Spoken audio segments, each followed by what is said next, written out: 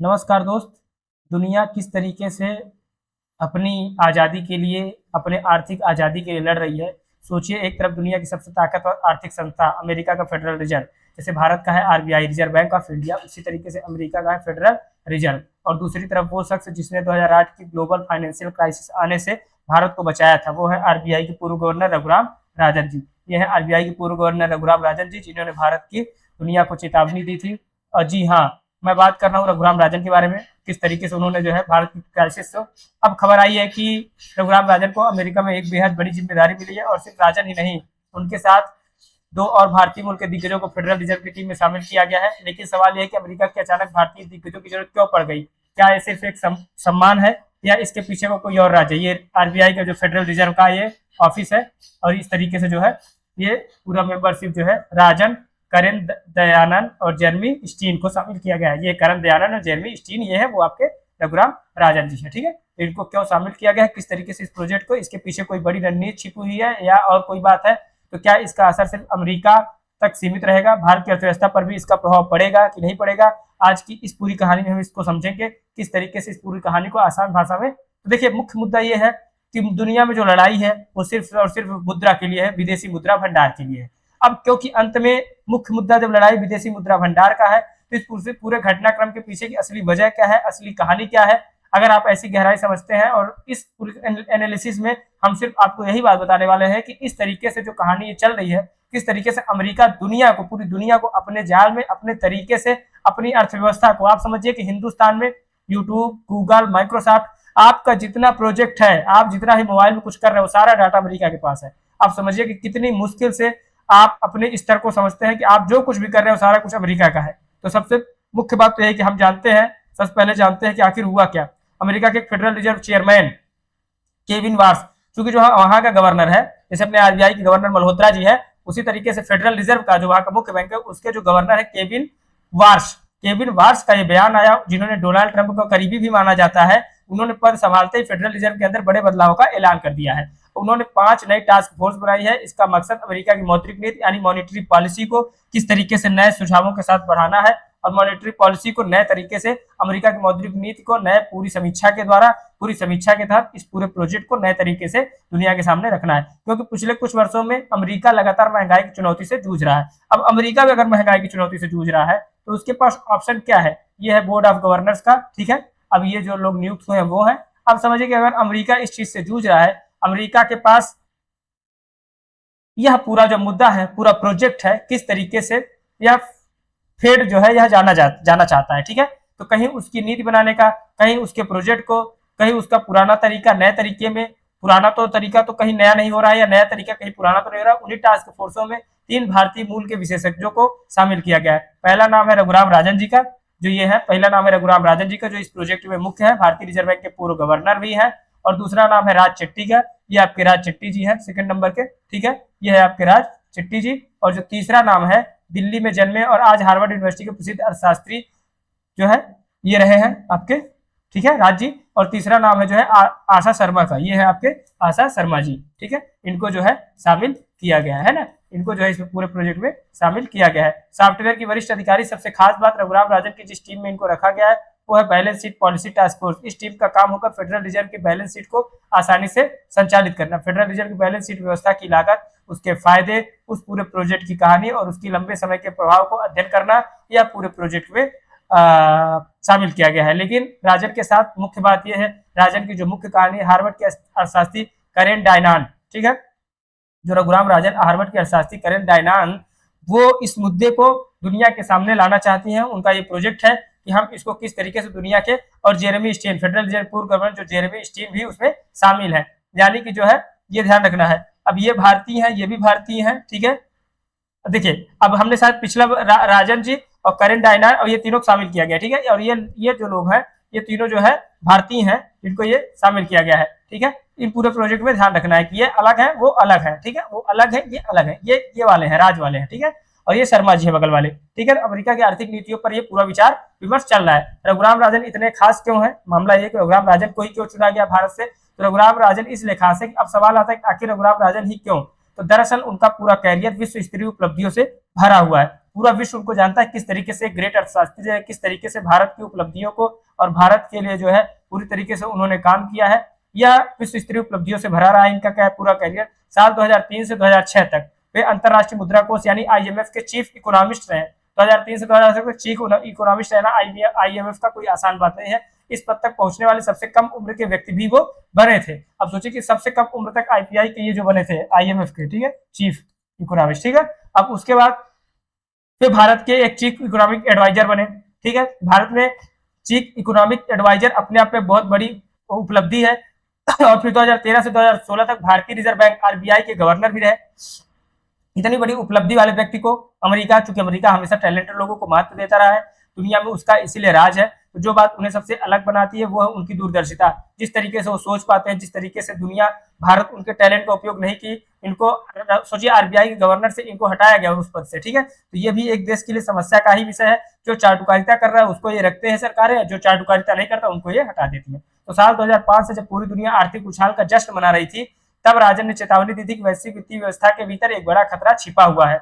अब उस समय इस व्यक्ति ने जिस तरीके से उस पूरे प्रोजेक्ट को आसानी से संभाला, कई लोगों ने उनकी बात को गंभीरता से नहीं लिया, लेकिन साल 2008 में इस व्यक्ति के सामान्य से उपलब्धि ने 2008 में जब पूरी दुनिया आर्थिक संकट में फंस गई, तो यही वो व्यक्ति था जिसने जो है उसका सही उपयोग उस समय का किया और उन्हें भविष्यवाणी सच साबित हुई। यही कारण है कि रघुराम राजन को जो है भविष्य का चीफ इकोनॉमिस्ट जो है भी कहा जाता है। एक बैंकिंग सिस्टम और मॉनेटरी पॉलिसी की गहरी समझ रखने वाले, ठीक है। अगर आप देखेंगे तो भारत में मॉनेटरी पॉलिसी के लिए मुख्य रूप से यह जिम्मेदार रहे। मॉनेटरी पॉलिसी की जितनी समझ इनको शायद ही भारत में किसी को होगी। मॉनेटरी पॉलिसी की गहरी समझ रखने वाले रघुराम राजन आज भी दुनिया के सबसे सम्मानित अर्थशास्त्रियों में गिने जाते हैं। अब दूसरा मुद्दा यह है कि शायद इसी वजह से इनको जो है इतना सम्मान अमेरिका ने इसको इंटरनेशनल मॉनेटरी फंड, जिसके ये चीफ इकोनॉमिस्ट रह चुके हैं, ठीक है। उसके बाद ये जो है प्रेडिक्ट हुआ है जो रिस्क था 2005 वाला, और शायद इसी वजह से फेडरल रिजर्व ने उन्हें अपनी टीम का हिस्सा भी बनाया। आखिर फेड को बदलाव की जरूरत क्यों पड़ी?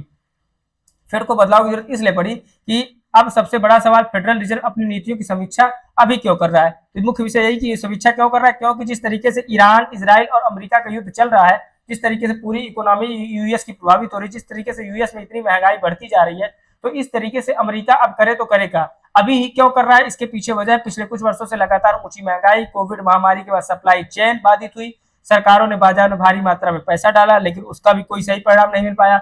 अब चूंकि अमेरिका के पास अब मुख्य मुद्दा यही कि उसकी महंगाई, उसका 2008-2009 में जो फाइनेंशियल क्राइसिस आया था वो उसका जिक्र यहाँ पे किया गया है, लेकिन मुख्य मुद्दा यही है कि किस तरीके से बाजार में भारी मात्रा में पैसा डालने के बावजूद और महंगाई लंबे समय तक उच्च स्तर पर बनी रही। ऐसे में हर सेंट्रल बैंक एक समय के बाद उस पर विचार करता ही है, कोई ऑप्शन उसके पास अब नहीं है। अब दूसरा कोई ऑप्शन नहीं है तो करे क्या, एक समय के बाद अपने आप से सवाल पूछना पड़ता है और पूछना भी चाहिए कि क्या हमारी नीति सही थी, क्या हमें अपने पूरे कार्यक्रम को बदलने की जरूरत पड़ी, क्या हम इस पूरे कार्यक्रम को बदलने से हमारी नई सोच बदलेगी, हमारा नई दिशा बदलेगा, देश की तरक्की बदलेगी, अमेरिका का फेडरल बैंक बदलेगा। केविन वार्स जो कि फेडरल बैंक के गवर्नर भी थे, केविन वार्स भी इस पूरे प्रोजेक्ट को लेके आए। उनका मानना है कि सिर्फ पारंपरिक अर्थशास्त्रियों की बजाय अलग अलग क्षेत्रों के विशेषज्ञ को इसमें शामिल किया जाए। अब चूंकि वार्स का ये कथन था तो वहां पर मीटिंग बुलाई गई।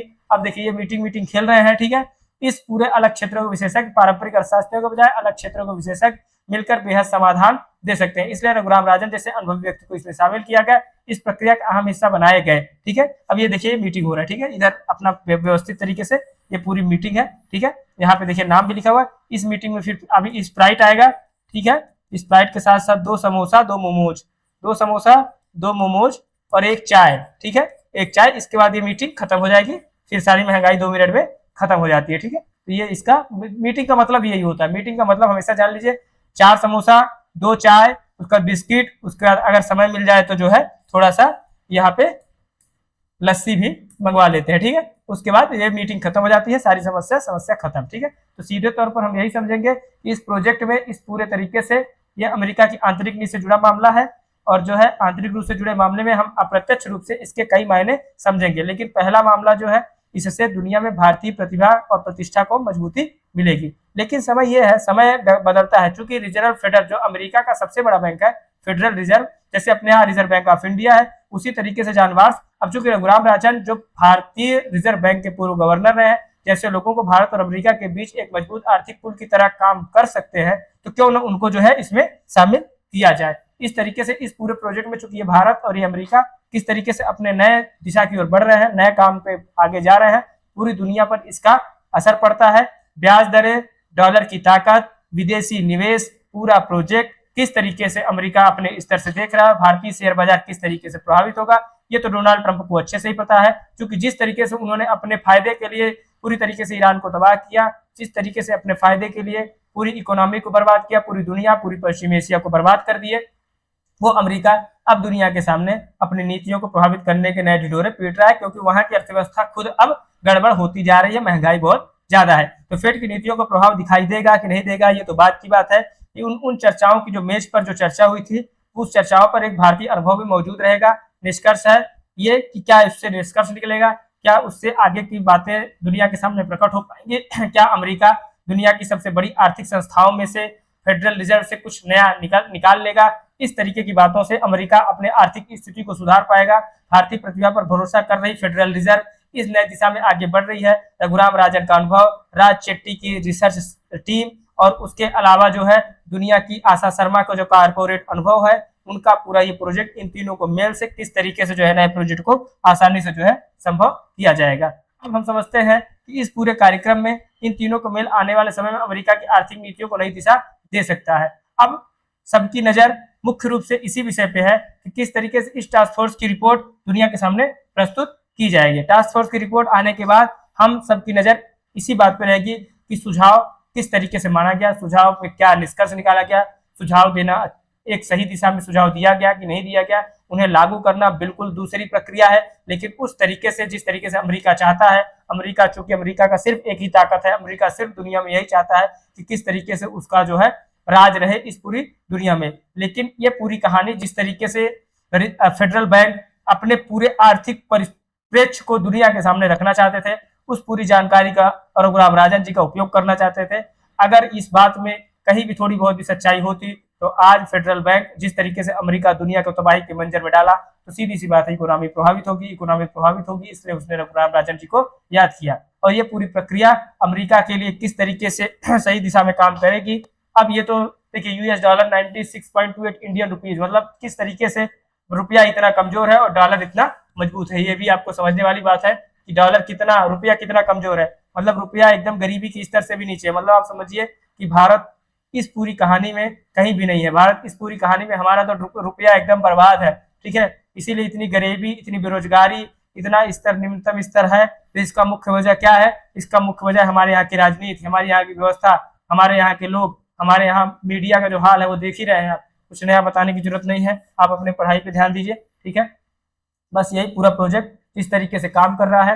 ये भारतीय मूल के लोग हैं जो वहाँ पे सुंदर पिचाई है, और ये जो सत्या नडेला है, इन लोगों ने जो है हिंदुस्तान का नाम रोशन किया और नई दिशा में हिंदुस्तान को ले गए। लेकिन उससे ज्यादा इंपॉर्टेंट इस बात का था कि अमेरिका रघुराम राजन जी को या आरबीआई के पूर्व गवर्नर को जिस प्रकार से सम्मानित किया, फेडरल बैंक का सदस्य बनाया, उसके लिए जो है मुख्य रूप से एक भारतीय प्रतिभा का वहां पे जो पहचान बना, वो मुख्य मुद्दा था। तब तक के लिए धन्यवाद, नमस्कार, थैंक यू।